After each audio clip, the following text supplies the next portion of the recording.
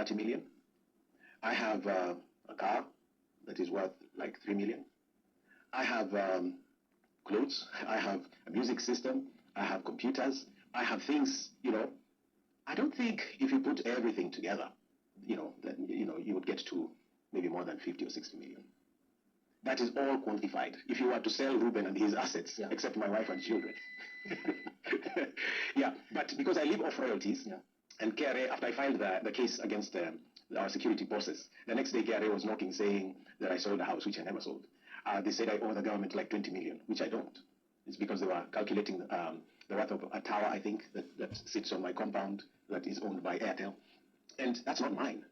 And so, but the curious thing is, why did they come to put all these things forth one day after I filed this case?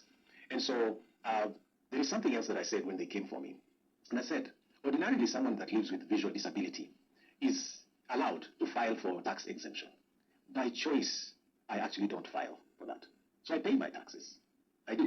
And my argument is, if a policeman, for example, earns 25,000 or 18,000, like some of my friends told me, then they have no house, so they pay rent. They have children, they take to school, etc., etc. They pay taxes. I earn every month just maybe under 200,000. So the question is, why shouldn't I pay tax?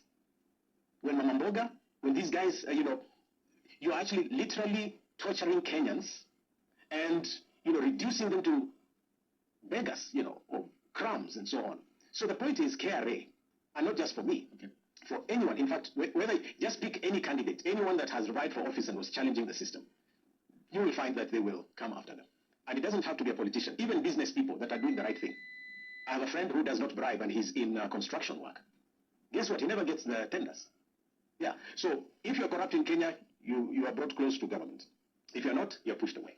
We have to really change how this goes. And like I said, it's all about values. Maadili. We have to go back to Maadili. The value systems that you talked about. Yes. Dr. Ruben, let's sample the feedback then and see what